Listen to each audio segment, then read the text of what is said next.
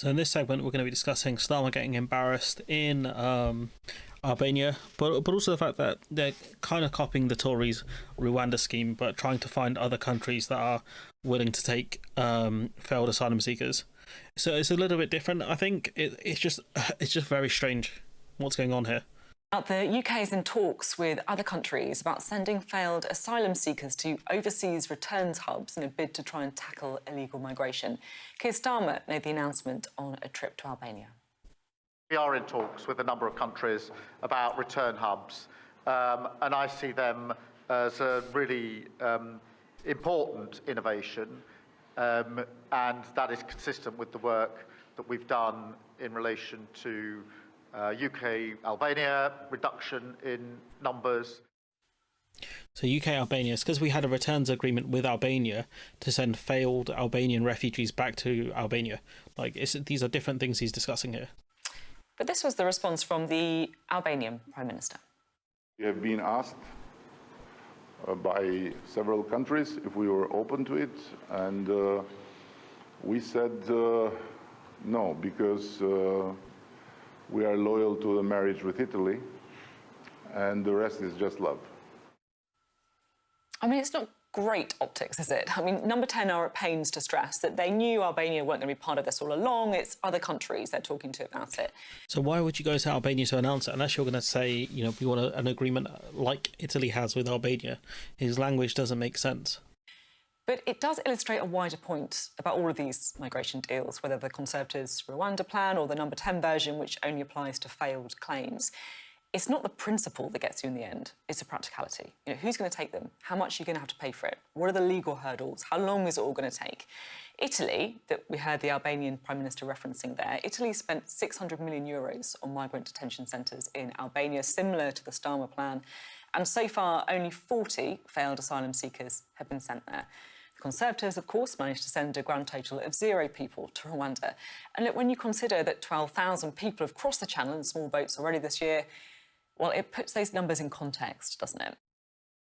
So, it's a failed scheme. It's a gimmick from Italy. They tried to set up some sort of scheme with Libya. That hasn't worked out either. I think some of the Italian courts have ruled out some of Italy's plans as well, ruled them illegal. So this whole thing doesn't make sense. This guy here, he's an idiot, the one in glasses. I just don't buy this line that they always knew Albania wasn't going to take part in this, having, it seems, briefed out that they were going to take part in it in advance. So it looks like he tried to strong-arm Albania a little bit there by going live with that kind of stuff. I don't buy that. But beyond that, I think John's right. This is a very muddled, knee-jerk policy from a really panicked Prime Minister. He's seen the rise of reform in his... He's doing the classic rich boy point. That is right there. Former constituencies, it seems, and decided, I need to do something. But what he's proposing isn't going to work. It's not going to solve the problems. And if he'd actually given, and I would say this, wouldn't I? Yeah, the Rwanda scheme, we don't care, mate. Honestly, this is just utter woke nonsense he's talking here. This simply says, well, if people are processed here and they're rejected, then we will send them to a return centre. What's to stop them disappearing into the system in the first place?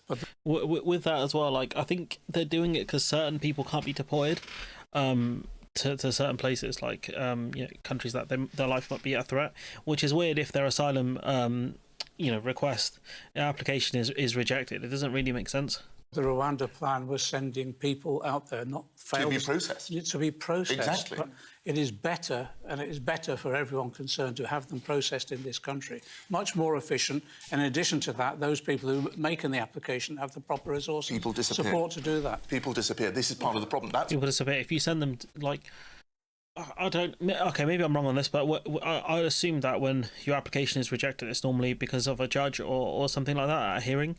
And so you can just take the person, to a centre where they'll be taken for deportation eventually. That's why this plan is flawed from Keir Starmer, because the minute someone is rejected from asylum, they will disappear into the country. And eventually they'll get found because they won't have any healthcare access or any access to anything basic. The things you actually need to survive in a country. They won't have access to work or anything. And when Starmer comes out about this stuff, as Ridge kind of points out in this clip here, is what's the practical realities of it? Right now, There is a pretty fierce debate raging in the Labour Party about Keir Starmer's speech on immigration, specifically this bit. Now, in a diverse nation like ours, and I celebrate that, these rules become even more important. Without them, we risk becoming an island of strangers, not a nation that walks forward together. Now, for some, that's a shameful repetition of language heard from the far right. For others, it's a reflection of a reality that the political class have been in denial about.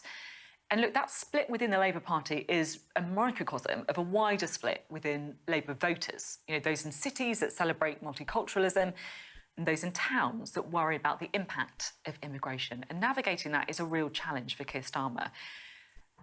But actually, I think his biggest challenge is something else: authenticity. This was back in 2020.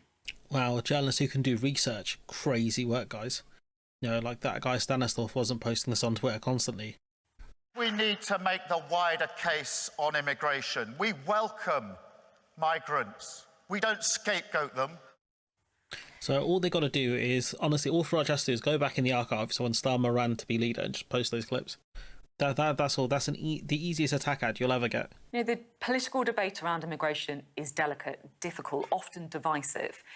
But for voters, it's also instinctive. You know, what people think about immigration is more than just a political stance. It's part of their identity.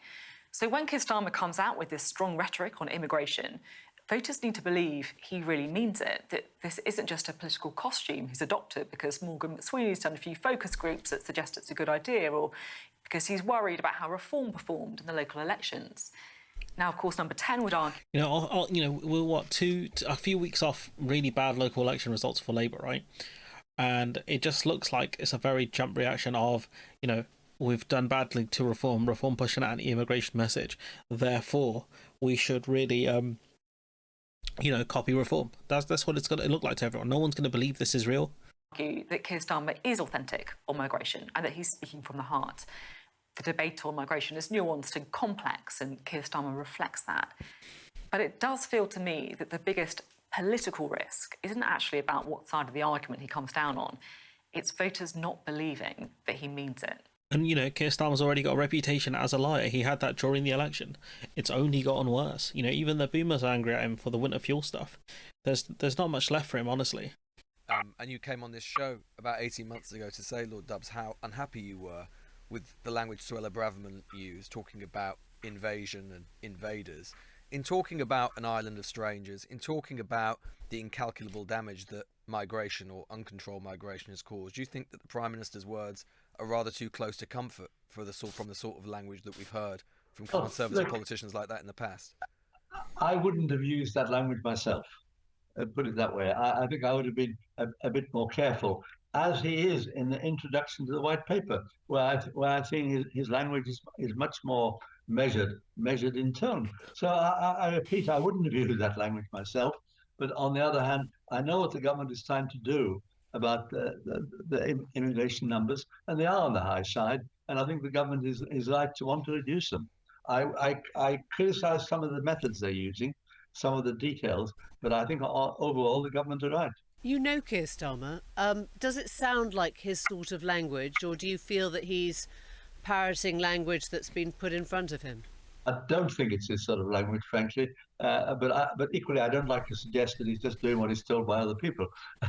Well, I think it is. You know, he's had a speech written for him by someone else, and he's unhappy with the draft of citing Enoch Powell. He knows what was in that speech was citing him. That puts him in a difficult position. It isn't like him to talk like that. I heard him on giving an interview yesterday morning, and his language was much more measured. His language was much more tolerant and deep. The thing is, though, on his headline news story, you know, the clips that are going to get the most coverage, he did that on purpose. You know, going after the fact and, you know, being more measured doesn't justify it. Doesn't take away from what he said initially. Especially when, you know, when being asked about this stuff, he comes out with such, you know, awful responses. Prime Minister once spoke of compassion and dignity for migrants and for defending free movement. Now he talks of islands of strangers and taking back control. Somebody here has to call this out, Mr. Speaker. It seems the only principle he consistently defends is whichever he last heard in a focus group. So I ask him, is there any belief he holds which survives a week in Downing Street? Yes, the belief that she talks rubbish. Ha ha ha ha ha ha! Such a great response. No substance whatsoever. Mr. Speaker. Mr. Speaker.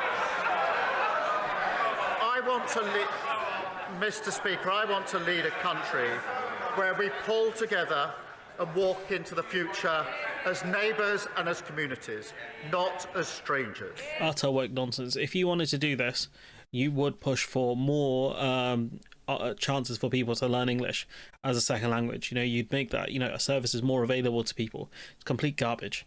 And, you know, even Ian Dunt's turned on him. You know, Keir Starmer's state-educated cabinet shows why Labour will succeed. Starmer is as bad as those who came before him. What a bitter disappointment. Echoing the far right on immigration, his moral and intellectual stature has fallen away. Wah, wah, wah, wah. And that's what I mean, like, this guy, well, obviously Baldy here, he's an idiot, but that's what I mean, like, he's got nothing. All he's got left is the culture war. And, you know, we've speedrun it. We're not even a year into his tenure as Prime Minister, and it's already come to this. But yeah, you know, on that infamous speech on immigration, it's pants thin in Albania. Pathetic, honestly, absolutely pathetic. But anyways, I'm going to leave it there. Let me know what you think in the comments below. Like, comment, share, subscribe. Support the channel on Patreon if you can, and hopefully I'll see you in the next one.